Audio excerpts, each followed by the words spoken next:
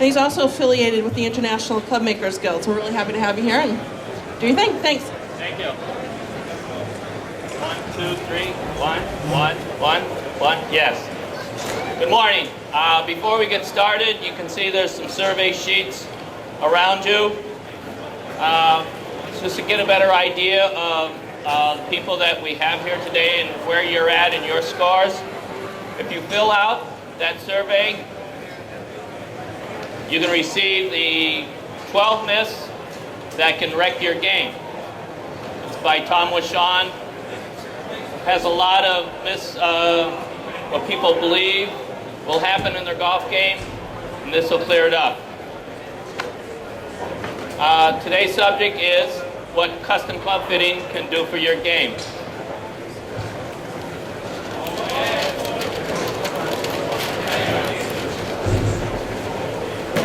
How many of you would like to be able to get more distance out of your game? Okay? How would you like to lower your scores? How many would you like to be able to have better accuracy, getting on the fairway? Okay? Today I'm going to show you how you're going to be able to gain 10 plus yards off the tee. How you're going to be able to have 2 to 3 fewer putts per round, hit 2 to 4 more fairways, and more greens in regulation just by being custom club fitted. Okay. How many of you today are actually going to go out and think about buying a driver today? Okay? Well, before you do, it's good that you're here. This is one of those misnomers. People believe that they have to be really good in order to be custom club fitted. Okay? The truth is, the higher the handicap, even the beginner will have a greater impact in lowering their scores just from being custom club fitted. Now, the lower handicap player, yes, he still needs to be tweaked, still needs to have that custom club fitting to make sure he's getting the most out of his clubs.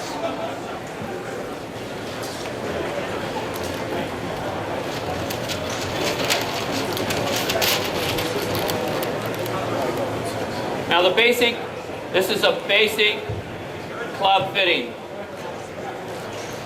The interview, static measurements, dynamic measurements, and then the putter. This is really basic. This is not going into the real fine end about custom club fitting. At the interview, what I do is I have you sit there and we discuss where your game is, what your handicap is, how you would like to improve on your game, and where custom club fitting will take that to the next level. Your static measurements are your wrist, your hand. And what that is, I take a measurement from your tip of your finger to the wrist, and from the tip of the finger to where it meets the hand. And what I do is, then we have you check, and we make sure that you're just touching or you have just a little gap for a proper grip fitting. The next one is a wrist to floor. And that will give me your proper club length as a primary length. I'm going to show you this graph. This is an important graph to remember.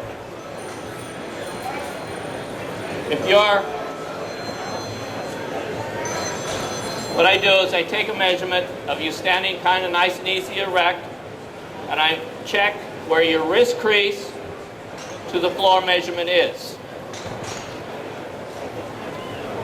This way, I can check what your primary length should be. Notice mine's 43, okay? Not 45, not 46, 43. What this will give me, it's just your primary measurement. And what we do from that point is we look at your swing and we find out that if you're hitting the center of the driver. Now, if you are, as you see, there's all different categories. And what I'd like to do, actually, is if there's a few people who want to have their wrist to floor, just to give you an idea, different people.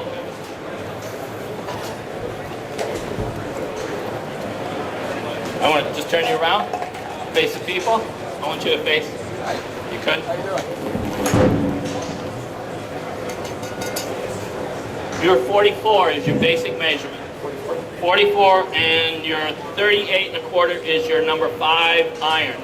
That's a basic where to go with your correct length of your iron should be.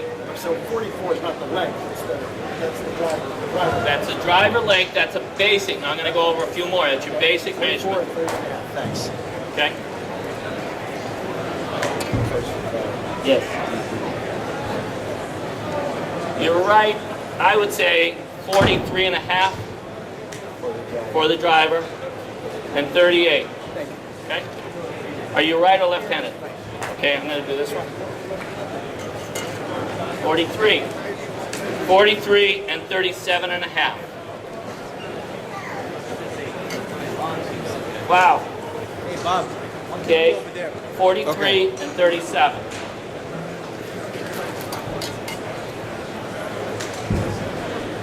$43 and a half, 38. 43, 37 and a half.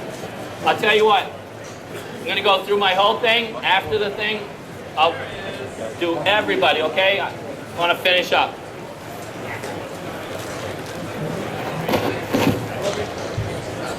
I have something circled here. I think it turned around on me. Hopefully. Can you guys hear me? Yes? Okay. I have this circled right here. Yes, one. Okay. I want you to notice that this is circled. That is the average length of the Tour Pros. Not 46, not 47, not 45 and a half, which is standard in today's market. That standard 44 and a half is standard for today's Tour Pros. Why don't they have the longer driver? They're really great because they know that they have to hit it in the center of the fairway in order to get it onto the green and to be competitive and to lower their scores.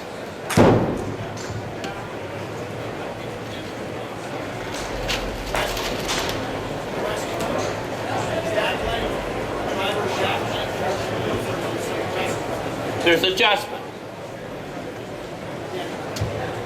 Dynamic measurement. What I do is,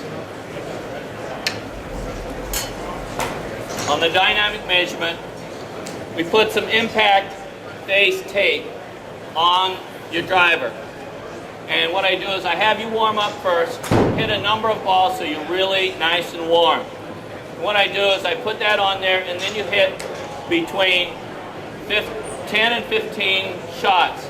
And this will give me an indication of where you're hitting the ball and whether you can consistently hit it in the center of the driver face. It's important for you to be able to hit it in the center. That's where you get the maximum distance and the maximum amount of control. If you are hitting, if you can control a 45.5-inch driver, consistently hitting it into the center, that's fine. You can have the longer driver, but you need to be consistent. For the average higher handicap driver, handicap person, it is very difficult for them to be able to control the longer driver that is in today's market. They need to be able to control the driver, hit it in the center, and make the maximum distance. Now, going to show you a graph what I'm talking about. This is a research that was done on, at the time, 50 golfers of various handicaps.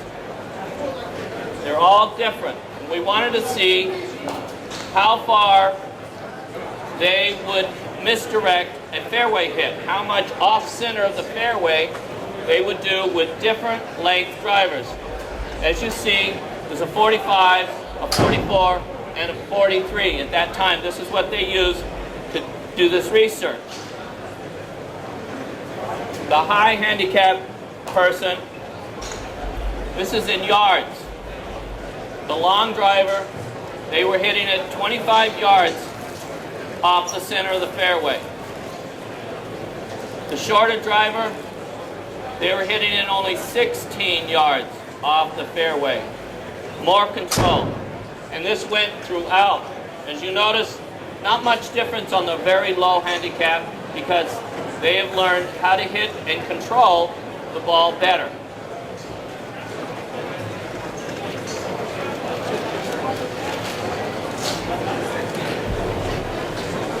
Swing speed. What that is I put a radar on you, and I also put a high-speed film, 240 frames a second, so I can see actually how your swing plane is doing, how you're swinging through through your swing. What I do is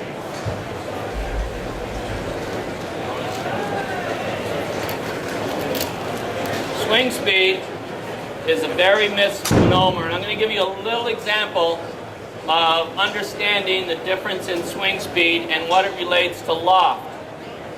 If you're in your backyard and you're watering your yard, and you have the nozzle on there and you've got it out there and it's full blast and you're actually watering your whole yard with the hose. Well, one of your kids come along and they turn that water down just for fun. Now it's only like 3/4 of that full speed. What do? You raise it up to be able to get the maximum distance out of your water. That's what loft has to do with your swing. A 60-mile-an-hour swing speed, your best driver loft, 22 degrees. That's a 7 wood for a person that's a 60-mile-an-hour swing speed. Their distance, carry distance, not the whole carry and roll, their carry distance is 122 yards. 90 miles an hour, 12 degrees, 211 yards carry. Now, the average woman has a swing speed of 60 to 75 miles an hour. That's average. That's not meaning your swing speed. The average male is between 80 and 90 miles an hour. It's right around 85 miles an hour. The average pro is between 110 and 120. It's actually 115 miles an hour according to Golf Digest. If you try to use for a person at 60 miles an hour and they say, oh, I can use that 10 degree, 11 degree, they're going to lose yardage. 106 to 122, they've lost yardage. For the average male, they try to use instead of a 12 degree driver, they go to a 9 degree driver, they're going to lose yardage. Now this has to do with these numbers here are consistent with a 0 angle of attack. What I mean by a 0, you're not hitting up on the ball, you're not hitting down on the ball. For this graph, it's a 0 angle. Now if you do have an upward angle of attack, 2 degrees, you can lower this mark. Instead of a 15, you can now do a 13 for your swing plane, how you're swinging up on the ball. If you swing down, you have to increase that. Did everybody get this?